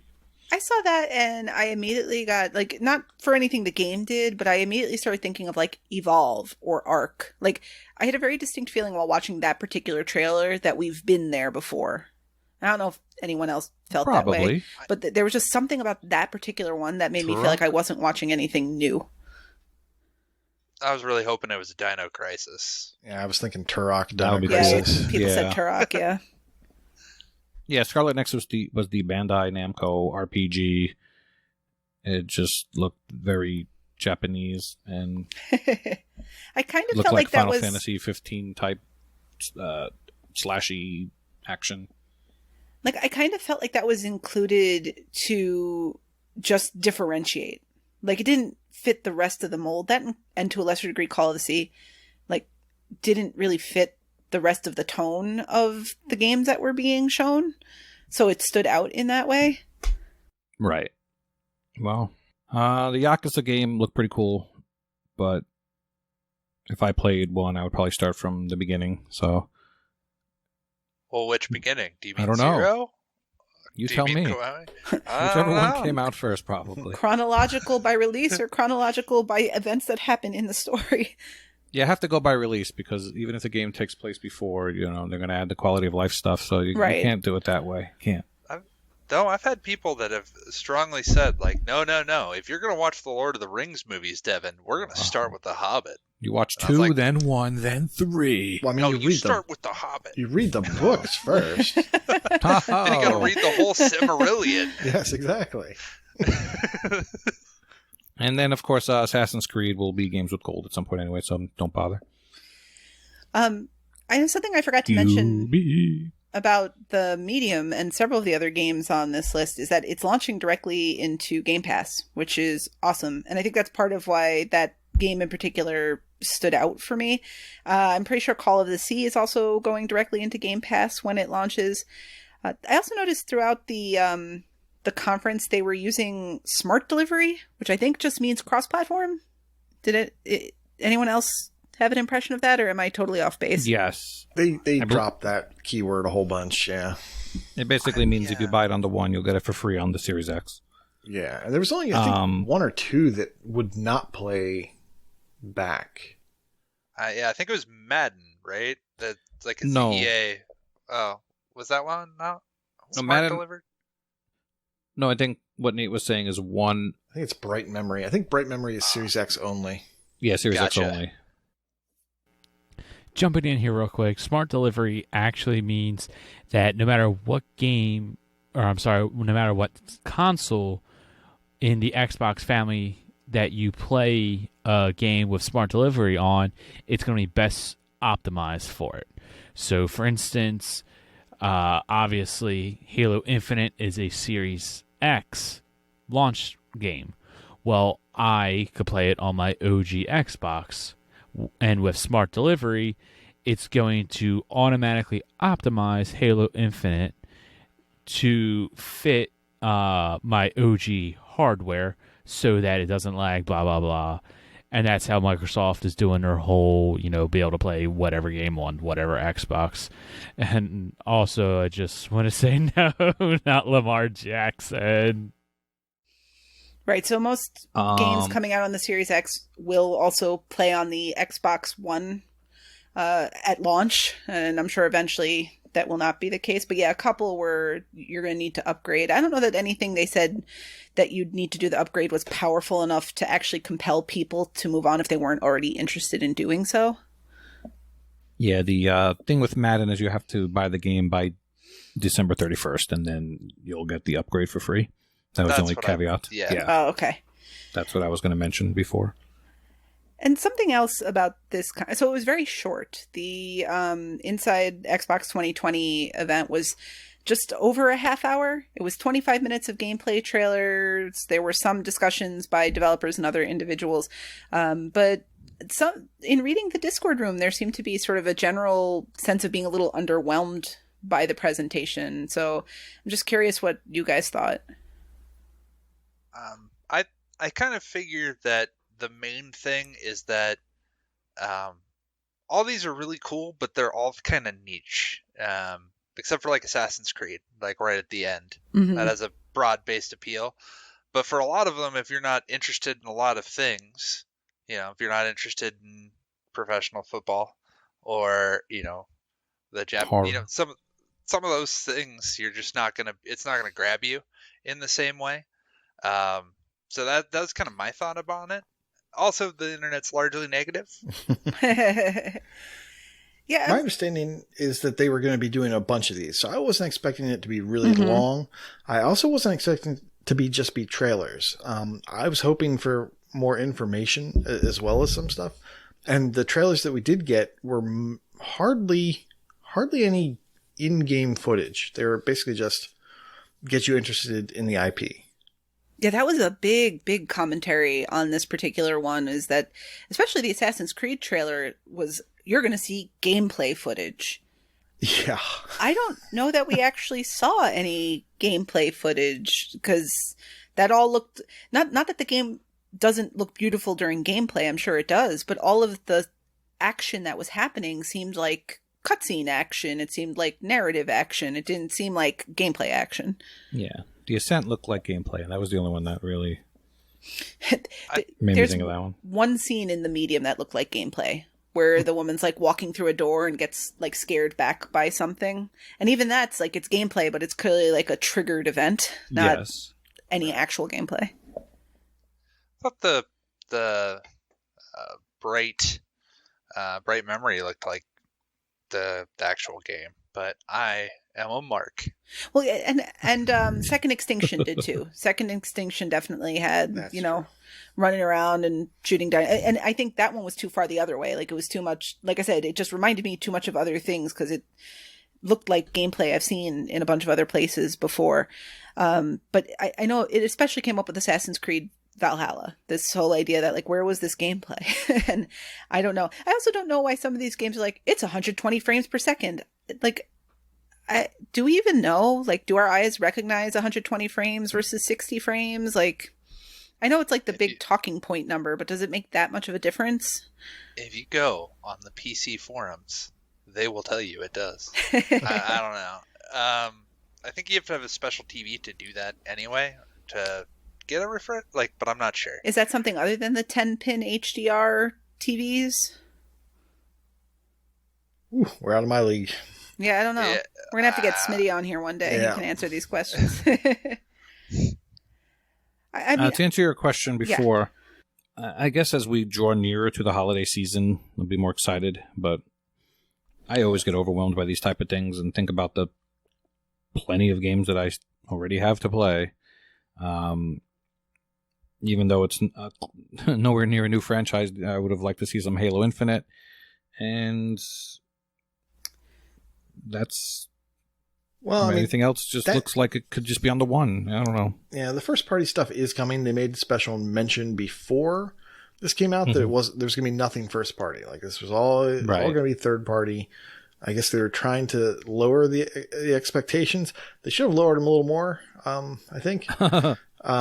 Just be Well, like, these oh, we're games just going to show you all some trailers. kind of exist in a weird space between ID and Xbox and major releases, right? Because they're not ID games. This isn't an ID sizzle reel because Koosh and Corey would be all over that. This was, games that are not quite part of that service, but are, again, not the AAA blockbuster kind of games. And I guess for a lot of folks who felt underwhelmed by the presentation, it wasn't that. Like, other than Assassin's Creed and Madden that are big established franchises, as Devin said before, these are mostly franchises that are new, that you don't really have a pre-existing idea of. And that's always kind of dodgy territory. Like, we all complain that we want something fresh and new, but then when we see fresh and new, it's like, but I just wanted to see a new Halo. So there really was no winning, I think. But yes, they were very clear there was going to be no first party at this one. And the Mixer stream was just terribly annoying with people going, but where's Halo? But where's Halo? Guys, like, that's not what this is for. It'll come. Well, I would like to see Halo, all right? So enough of your attitude. I don't need to see any of this. This is ridiculous. Well, Halo will be there. I think, did they confirm that Halo Infinite's going to be a launch title? I think I read that somewhere. Yeah. But so it's coming. Should be. It's coming, and they still say by the holiday season this year. So we shall see. But moving on, we did ask our lovely patrons for some questions. I know we were joined by a new patron, Tony Coconuts, right? Just joined the patron lounge. So welcome and thank you. And we're very glad to have you there. Not that Tony asked one of these questions, but still. So we're going to do this a little lightning round style until we get to some of the questions at the end. So the first question up I have is from Death Dealers. And she asks, what do you look for in a game that really draws you in and has you playing for hours without realizing how long you've been playing? Koosh? For me, it's fun, visible progress. So going back to Hive Jump, that game was just fun for me. Like, I didn't get a ton of achievements right away, and I just kept wanting to play because I liked that gameplay loop. And I could see that I was slowly chipping away at some stuff. So achievement tracking is very important, if you're playing for achievements. You need to just play for fun, Nate. Just for fun. I just want to guide it. I got this. You can play for fun and not for achievements. You need to just play for fun. So, Devin, what's your answer to this question? It is a factor that I call the just one more turn. So something like a roguelike, where you die and then you start back up, or Civ. Oh my Civ. If you're playing Civilization and you just have one more turn and then you lose a whole bunch of hours because it's just one more thing or just Mhm. this one more thing I could do, and that's what hooks me. So a game like any sort of roguelike or like Slay the Spire, always like, I could have done that one better, and let's do another one. And then there it goes, and then it's dawn. I hear an agility orb. Exactly. It's around here somewhere. What about you, Elle? What do you think? Usually it's a game where you're gaining levels and making progress, like Koosh said. I don't even play these type of games too often, but something like Viva Pinata, Castaway Paradise, Yonder, you're like, oh, just one more thing, and then before you know it, you've been playing for 6 hours, and you're like, oh, okay. Yeah, I totally get that. And for myself, it's a thing I've lately called no wasted motion. So those games where everything you're doing is contributing to something else later. Gems is a great example of this, because even though if you're looking at it microscopically, that one match isn't doing much, but everything you do in that game contributes to something you're going to eventually need later. It's sort of similar. Elle and I have been playing Final Fantasy VII, and every time you hit a random battle, you're powering up materia, which you need to do. You're working on levels to get to level 99, which you need to do. So there's nothing that's wasting your time. Everything contributes. So that keeps me going. All right. Question 1 in the books. Let's move on to question 2. Freaky RO asks us, what books have you read during quarantine? Don't you all answer at once. Stop making me feel bad. Nate played Astro Thingy. That's true. Visual novels count? That's true, yeah. I have... Oh, go ahead. No, I was just going to do my dumb joke of I read my instruction manual for my new vacuum sealer. Oh. Was it in English? Some. How did it end? Wait, it really sucks. Cover my ears. Oh. Good one. I actually have been reading a book. It's a book called The Third Rainbow Girl by Emma Copley Eisenberg, which I'm not going to talk about in any further detail because nobody's here to listen to that. But what I find now is I spend more time listening to narrative podcasts than I do reading. So I've been listening to like every podcast put out by Wondery. They did a Joe Exotic one, which is where I started, and they've done all sorts of really other like great ones. There's The Shrink Next Door and Dirty John and the new one, Motive for Murder. I love all those, but Dr. Death. Dr. Death is great also. I enjoyed that a ton. Mm-hmm. Okay. Skeptical Mario asks us, society breaks down and you never start a new game. What's the highest your completion percentage ever gets? L. 99.9%. Obviously. Oh, doubt noise intensifies. All right. 85% is what I said. All right.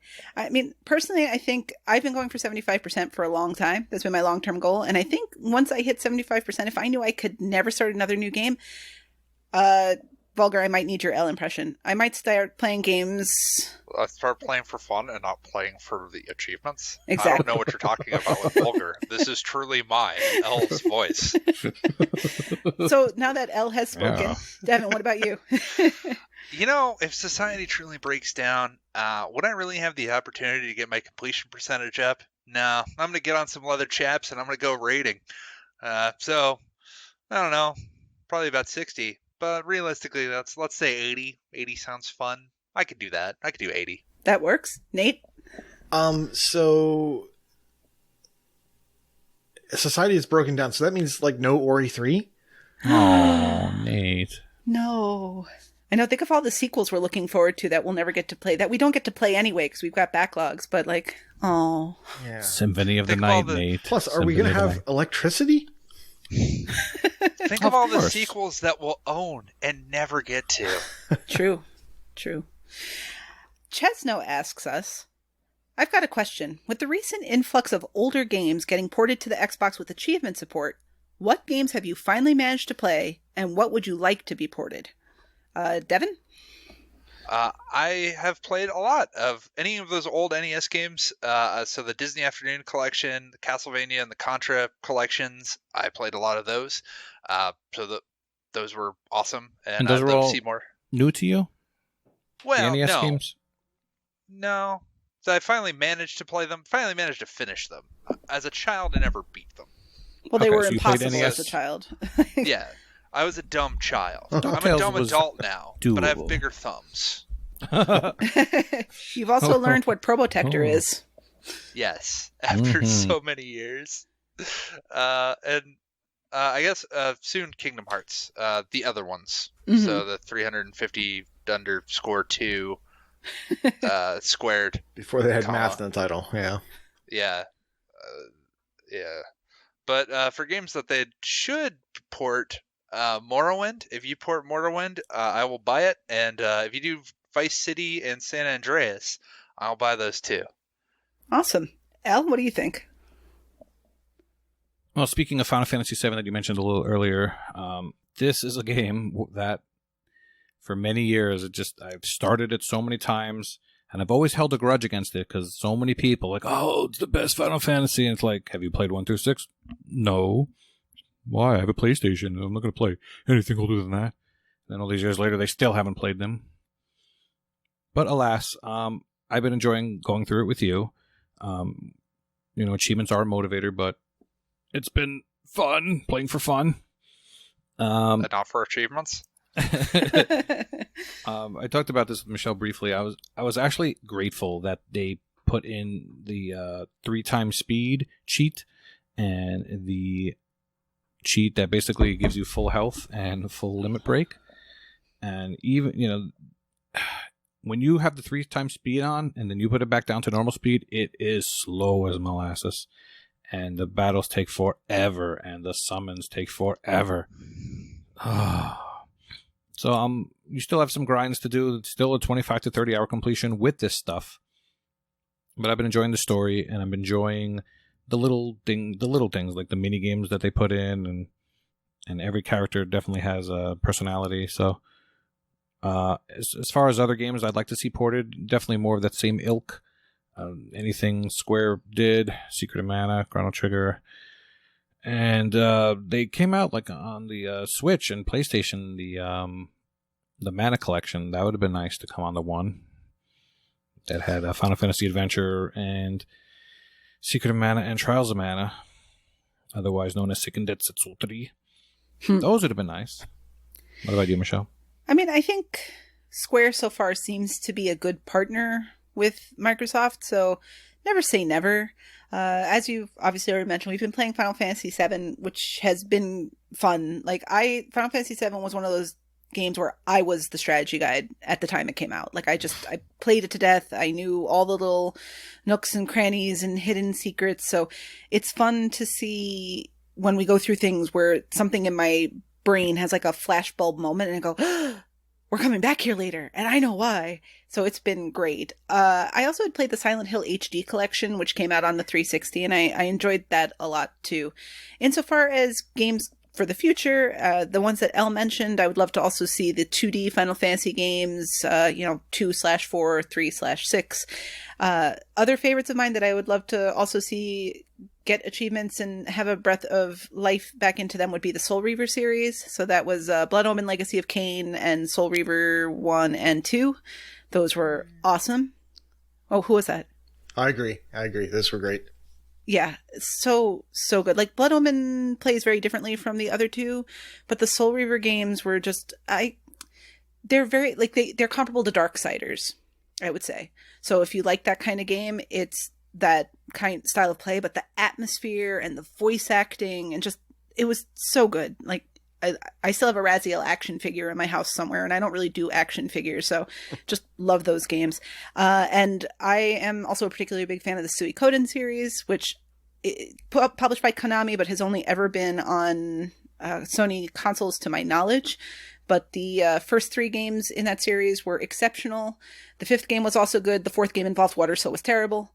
But I loved that series, and if I could play them for achievements, I absolutely would. What about you, Nate? I haven't played any of these ports that came across, like the Double Dragons or the Dodgeballs or the River City Totally Ransom. forgot to mention that. Yeah, that's what I assumed the question was about. I want to play those, but contests and whatever and challenges and such are kind of keeping me away from those so far. I would like to go back in and play them. A big one for me, recurring, if you've been listening for a while, Red Dead Revolver. I loved that game on OG Xbox, and I would love to play it again with improved graphics, and achievements. Classic Ninja Gaiden. So all the NES Ninja Gaidens, I spent so many hours just playing it from beginning to end, in my room when I should have been doing my homework. And also the Sunsoft complete ripoff of Ninja Gaiden, the Sunsoft Batman. That was awesome. Good game. Wow, Yeah. good choice. That would be fun too. Like if I could get those, and just get achievements in them, I would play them and just beat my head in frustration. They definitely need a rewind, please. Yeah, they need something to Give me make them some doable. save states. Yes. Yeah. It's Yeah. funny, I saw you put Gaiden's hard. Sunsoft on the dock, and I immediately thought of Blaster Master. Yeah. That's another one I would play a Yeah, whole I've lot. got that on the Switch. I would love to have that on the Xbox, but I've got it on the Switch, so I'm kind of okay there. All right. We have one other final set of questions we got from the community. So we try not to talk about what's going on in the world too much because we all like escapism, and that's what we're trying to provide. But we had a lot of questions about life in quarantine, and that's different for all four of us. We all have different setups insofar as how this has affected our work days and our lives and all that sort of stuff. So we received the following questions from our patrons. The first was from Chip. I'm just going to read them all and then we'll kind of discuss them in one fell swoop. Who asked, what game have you regretted starting during quarantine? Chewy asked us, what game are we happy that we started during quarantine? Death Dealers followed up with, what game do you wish you had more time for during the quarantine? And X the Hero also added, are you going to miss the gaming time you've had during quarantine when you return to work? And are you feeling quarantine fatigue setting in? And finally, Hatton90 asked us, have you scored more or less than normal during quarantine? So, Nate, how do you feel about the quarantine situation? You can kind of run through the answers all at once or, give us a paragraph, whatever works for you. I regret nothing. I have started nothing that I regret that I haven't finished because Astrologaster or whatever is done. Games that I'm happy I started. Outland. I'm glad I went back and got that done. It had nothing to do with quarantine, but that's the period of time we're in. What do I wish I had more time for? Well, I haven't really gained a lot of time because I already work from home and now I have a child that's there when I work from home. So that really cuts down on the amount of gaming that I can get done during work hours. And then, I'm exhausted. So I've probably not gained much time.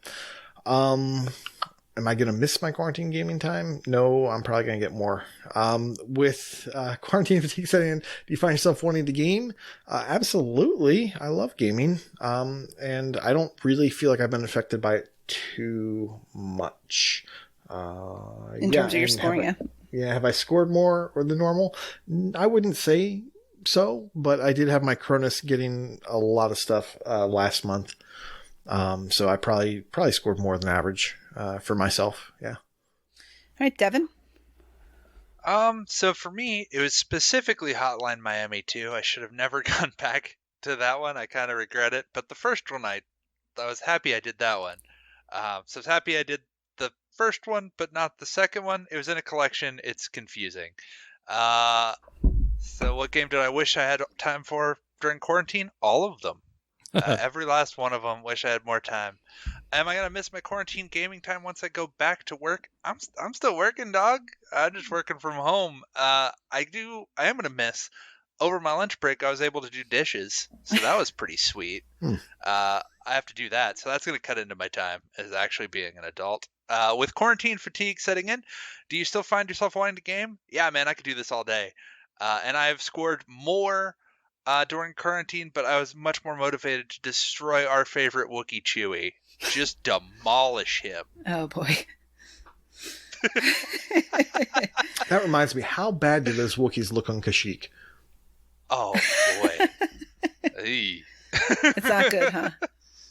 They're so bad. Old rugs. Ugh. What's wrong with them? They had no budget apparently for Wookiees in Jedi Fallen Order, and it really shows. They're not furry as much as they're more like globby, like a brown grimace.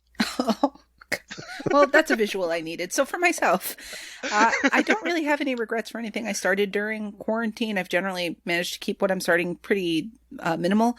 One game that I'm happy I started during quarantine was Lonely Mountains for multiple reasons. First of all, I really enjoyed Lonely Mountains. The game has its problems, but I enjoyed it immensely.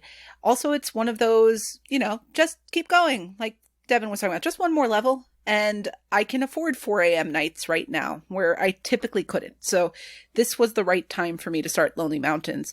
Insofar as what game I had more time for during the quarantine, I'm very fortunate that I work at a wonderful place where I'm at home and my job's not in jeopardy, and my job doesn't convert well to home, so they don't really expect me to do very much other than attend occasional meetings, so I have nothing but time, so I don't really have a game I wish to have more time with because I can find the time if I want it.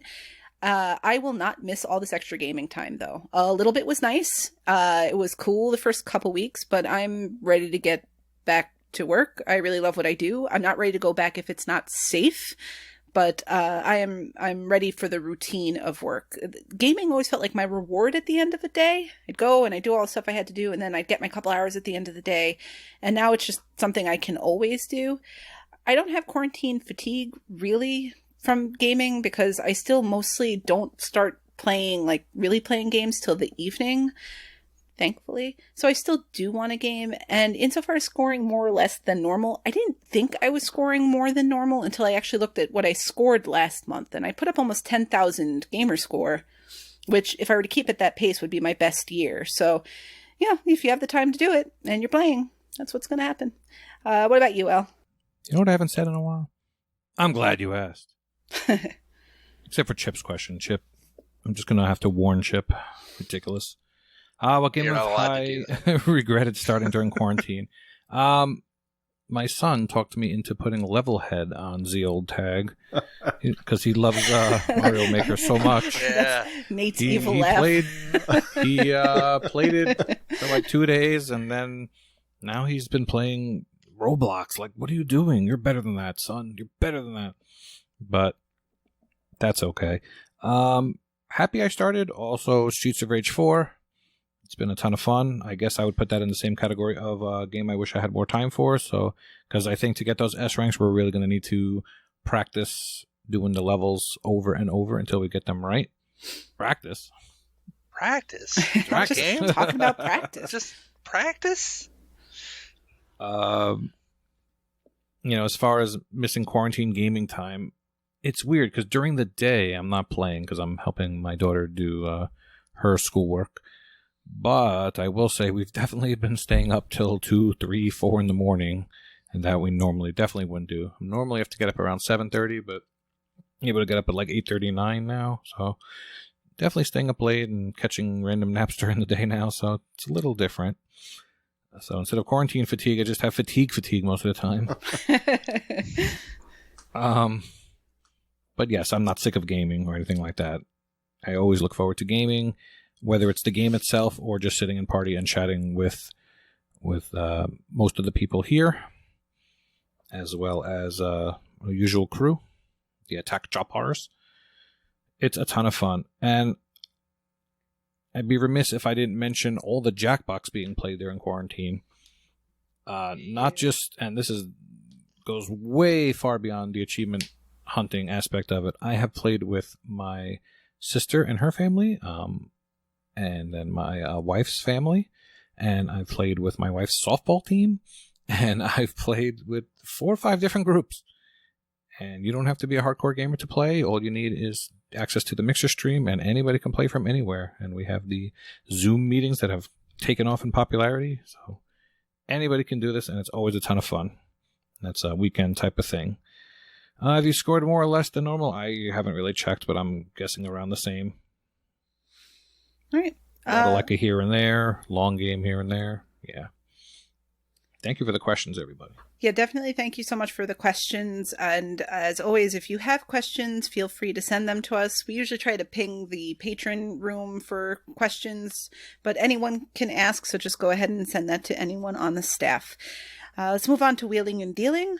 I frankly am just going to say right here at the top of this segment that I looked quickly through the list, and I am still working through backlog, so I didn't really see anything that appealed to me. But did any of the three of you see? I mean, Nate, I assume you have tabs open, so I'll come to you last. I do. Or a cart filled. I'm sorry. I know that tabs are open is so 2019. Yeah. Devin, Play what you have, Nate. You don't need to buy any more games, Nate. Oh wait, that's My normally what I favorite would is say. L's Wait. impersonation of Wait. Vulgar doing L. We've gone very meta. All right, fine. Don't buy any more games. The 360 sale looks like it's up on TA now. It It's all is. like a lot of racing games. I with bought this. Splinter Cell Blacklist just now. Really? Because I never had it. Is it Blacklist. PC? Yeah. Cool. Oh yeah. Yeah. There's a big Splinter Cell collection, and I'm a big Splinter Cell fan, and that was the only Really? one I didn't get to play. You are anything but a stealthy person, Devin. I am very loud, but I enjoy Splinter Cell. My favorite is to shoot people in the knee and then have them get alarmed and be like, "Must have been the wind," as they limp off. It is hilarious every time.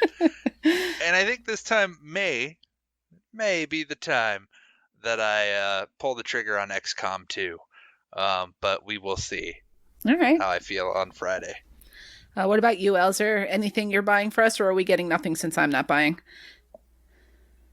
Wow, Michelle. Here on this show, we do not beat dead horses. No, So no. Please. I'm going to go ahead and say that you don't have to buy us anything this month, though. Or This week. month? Whoa. All right. All right. Well, damn it. I mean today. Okay. You blew Nothing me. today. You blow it. So this is my favorite part of wheeling and dealing is when I sit here at the beginning of the segment and go, I don't want anything. And then Nate starts talking and I go, I kind of want that. So Nate, what are you convincing me to buy this week? Oh, I don't think I'm going to convince you much this week. It's going to be my rare off week. So for me, mostly I'm looking at things that I started in Game Pass, and then just they've gone away. So Bomber Crew for $4.50, down from $15. I thought it was okay, but it didn't pull me in. But I definitely would like to put a little more time into it, so I'll probably pick that up for $4.50. Sinner's Sacrifice for Redemption. That was probably the first Dark Souls-ish game I have ever played. And it wasn't horrible. So I think I might go back and get it. It's $8.54, down from $19. So the standard $19 price tag. And there were some other things, but I think those are the ones that stuck out the most. There's something I saw that I really want to dig into more, and it's called Driven Out. Okay. Now, yeah. This was added in 2019. So this was an October 2019 release. It's a beat 'em up, and it looks very old stylish. It's kind of reminding me of like a Karateka or Prince of Persia. The problem with the screenshots is that while they have 8 screenshots, there's only 2 different ones. So I don't know what that's all about. Maybe one's the Japanese version. I'm not sure. So I want to look into that a little bit more. It is $7.50 down from $15. So for an unknown, I don't know. But I am looking at it. It looks like it might have really cool animation. And, so I'm going to have to research that one. It's interesting. The game's been tracked by remarkably small number of people. This is going to be your trivia segment, unless you just looked at it, Nate, then abstain. But I'm closing my eyes. how many people have tracked? What's your guesses for how many people have tracked Driven Out? Okay, so this is an October 2019 release, and it's something probably only I would buy. So let's just say 20. All right. L? 69. And Devin. $1. All right. Well, the answer is 47. So you're all remarkably close. Yes. It is, it's not tracked by a whole lot of people. But what's interesting is the list looks like everything is a story-based achievement. So everything's unmissable. And the achievements are just for beating the different bosses. Now, I don't know how hard these bosses are because the game has a 4,000 TA ratio, but that's 2 completions among 47 people who tracked. And frankly, the only tracked gamer that's a friend of mine on TA is Bills, who basically bean dives everything he gets. And if he can't make a video in the short term, generally doesn't stick with it because that's his deal. That's what he does. So I'm curious if the game is as difficult as it seems, or if it's like a gameplay thing, because the rating on TA is only like a 1.6, and even when TA raters are being tough, they usually give a game like a 2. So I'm really wondering if the game's fundamentally broken in some way that it's been received this way. You should probably do a little more research. Yeah. What happened to make all those 47 people become driven away? Oh, driven out. Driven out. Oh, you missed it. Driven out. You missed it. I blew away. You fool. But you know what? Who needs to buy games when you have Game Pass? So, Devin, you want to tell us what's coming to Game Pass in the coming days? For sure. Here soon in the PC neck of the woods and on the console on May the 14th, which is 10 days after Star Wars Day. And after this is Final Fantasy IX, which is a game that I never played because I didn't play Final Fantasy games for the PlayStation, but I hear good things if that's what you're into. It's a turn-based. I mean, if you don't know what Final Fantasy is, I'm sorry. The next one for PC is a small little nothing game that nobody ever heard of called Halo 2. I don't know if anyone's ever actually played that. It seems like a small little thing there, but that's on the Halo CE. There, you can play that for both of you that like Halo. Halo 2. I don't know. And then one everyone's heard of, Endless Legend, which is a 4X game. So if you are into exploring, expanding, exploiting, and exterminating, nailed it. Oh, you can do that. That's what 4X is. I'm looking at that note. I'm like, I don't think I put that there. I'm sure I didn't put it there. What the? Oh, okay. And then for consoles, at some point this month we'll get Fractured Minds, which was a very easy completion and a very interesting little game, an independent game made by one person. And I'd actually recommend it. I used a guide because I use a guide for everything. But yeah, it was enjoyable. I enjoyed that. And then they recently because your mind is fractured.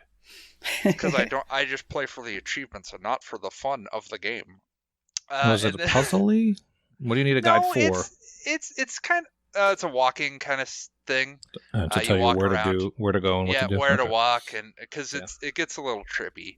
And then also for console, Red Dead Redemption 2.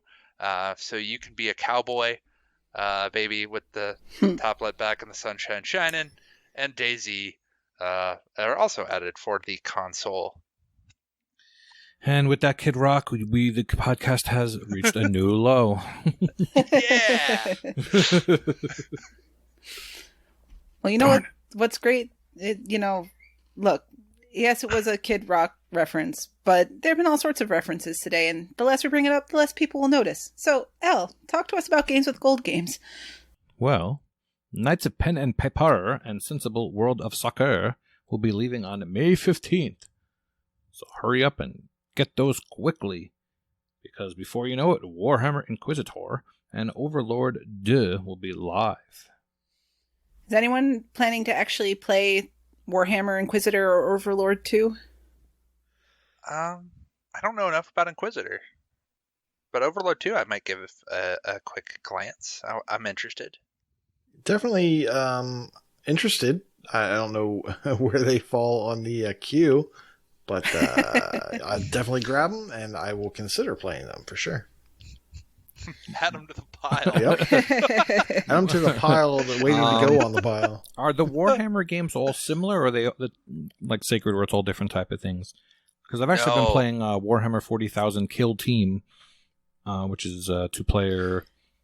It's funny. I don't think I've ever heard anyone call it Warhammer 40,000. Like I always just hear Warhammer 40K. So it's really funny that you. Sorry, 40,000 colon Inquisitor dash Martyr. Oh wait, it's actually kind of interesting because the people who have the Warhammer license, which I believe is Games Workshop, pretty much just licensed it out to literally anybody that had an idea. So no, they're not alike at all. So that Kill Team game is that's a dual stick shooter. Yeah. They also had Space Marine, which was a third-person action game that was released simultaneously with that. But you also have like regular Warhammer, which is more like regular fantasy, and that had Vermintide, which is like a Left 4 Dead game. Vermintide 1 and 2. They run the gamut in quality and in game types. So it's just a license that just gets licensed out to everybody. All right, that's what I thought. Well, Well, we all need cool another 80, universe. we all need another 80 to 100 hour game in our lives. Of course.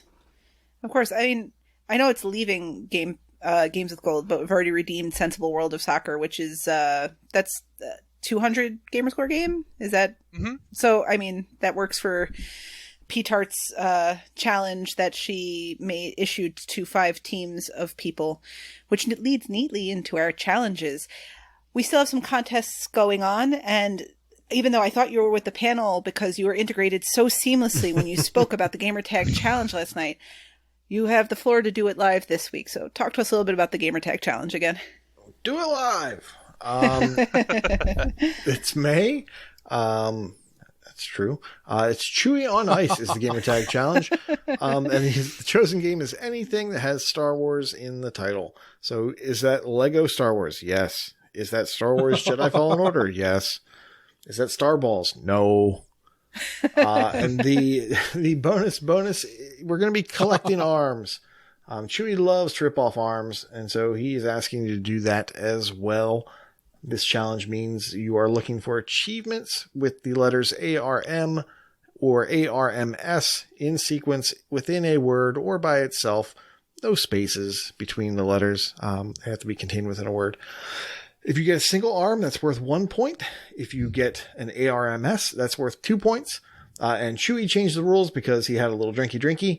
And it used to be that you could get a max of 2 points per game. But I like drunk Chewy when he says that you can only get 1 achievement per game. So be strategic with how many arms you're going to pluck. Are you going to go for the ARMS in a game that has ARM? Because it's 2 points, but maybe it's farther in versus 1.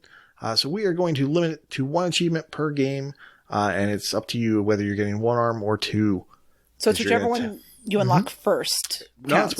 it's whichever one you put on the sheet. Okay. So if you have to pluck an arm to get the 2 arms, you just tell us about the 2. Okay, so don't bother putting the 1 arm on the list. That doesn't matter. Exactly. Got it. And I will update the sheet after tonight. So by the time you hear this, it will be as if the original rules never existed. What original rules? And isn't there also a bonus for the person with the most arms? Oh, yes. I was that's told. Right. Yes. Yes. So Might have heard Chewy is something putting about up $10 or equivalent in your neck of the woods to the person who scores the most arms. And he doesn't care. He doesn't care if you spell his gamer tag or not. Now, our bonus draw will depend on whether or not you've completed the gamer tag. But for his $10 challenge, it doesn't matter. So even if you're not going to be able to get all of Chewy on Ice done, you can still pluck arms and maybe get a $10 reward. And Go this out is there and be well armed. this is just to be clear though. In this case, if you get a game that has an achievement with arm and arms, you get credit for all of that, or does it still have the 1 achievement per game restriction? For him, he's doing the 1 per. Okay. All right, excellent. And we have a couple other contests we're going to mention super briefly. GTASC 2020 rages on, and this week we had no casualties. So congratulations to all of the community members who are still ruining their lives by putting up 10,000 TAD a week to stay in the individual. We're all rooting you on. It's awesome to see so many of you in there. The Discord is the place to be on Monday mornings as the rollover happens. So congratulations to all of you once again. It's honestly very impressive what you've managed to do with the year. And also, we have TA Hangman. Not going to go into detail here. Just want to give everyone a reminder. The contest was originally scheduled to end some time ago, but it was extended until May 21st. You can get new phrases. I believe only your first phrase is the phrase that you use for your challenge badge. So if you fail later phrases, it does not matter. You'll still have earned that. So it's a good way to pass the time and come up with some games to play. So finally, we've entered the final portion of the show. It's time for Proclamation Point. Just keep in mind as we get into Proclamation Point that if you would like your tag and your achievements to be read during Proclamation Point, you have to friend our AH101 pound 4639 profile on TA. If you need help with that, just feel free to ask in the Discord. We will lead you in the right direction. With that, Proclamation Point, take it away, Devin. Oh boy. Retro Chief 1969 has reached a new milestone of 150 completed games. Freaky RO has reached a new milestone as well of 150 completed games. Let's move on to the completion percentages. Oh, sorry, I just I just ooped myself. It's even color coded. It's even color coded. Color coded. What the fuck has reached a new milestone of 68%. Michelle, great job. You did 74%. You're so close to that goal. Very close. Toad Style Venom has reached a new milestone of 76%. Insofar as streaks, we have a whole bunch of 10-day streakers earning points in Skeptical Mario's Streak King contest. These would be Carpe Adam 79, Doughboy, J Black, Chewy on Ice, Dunkos, and Skeptical Mario himself. In addition to that, Philip Wendell has hit a 50-day streak, and Death Dealers has hit a very impressive 650-day streak. In terms of ratio, we have two people to celebrate who both hit a ratio of 1.8, and they would be Freaky RO and Jimbot UK. In Achievements 1, we have Chesno with 4,500, Mikhail KV with 7,000 achievements. I just made you Russian, I'm sorry. Freaky RO, 11,000 achievements. Rocker Dude 5012 with 12,000 achievements. High Road Vatu also with 12,000. Someone's cheating. And KooshMoose with a 15.5. Oh, congratulations. Thank you. We have Waka Pale with 25,000 and Matism with 25,500. In TA score, skipping gamer score completely, we have Dark Lord Davis with 350,000 TA, High Road Vatu with 750,000, Vulgar Latin with 850,000. Nice. Not to be outdone, but outdone by Big Ell, 950,000 TA. I'll catch him. And Waka with the 1 hit a mil million 450. first. Sorry, I spoke over Waka's milestone, but you guys need to challenge for a million first. Definitely already did. not sleep. Oh. He sent me a chat. He sent me one of those take over my TA score thingies. Like and I'm during sure the some night podcast? while I'm sleeping. Yeah. Okay. Oh, I'll get you. When I'm will sleeping, be he'll done. probably get 110, like 101,000 while I'm sleeping tonight. Don't tempt me, Frodo. Oh, yes, it will be done. God, Lord of the Rings is so bad. Vulgar Latin, who's also bad, is in the top 1,000 of the Gamerscore leaderboard. Damn. Nice. You notice he's got more Gamerscore than me and 100,000 less TA, just so you know. Well, the gamer score is what matters, so let's move on there. Just how good are you, Vulgar? Just how good are you? Chesno is now in the top 5,000 of the England TA leaderboard for Xbox Live Arcade. Good man. Love me some Xbox Live Arcade. Hat 90 is in the top 5,000 of the England Gamerscore leaderboard and the top 10,000 of the Europe TA leaderboard. Thank you for that comma, even though I ain't got it. Heizo is in the top 5,000 of the USA TA leaderboard for RPGs. High Road Vatu is in the top 5 of the Colorado TA leaderboard for racing.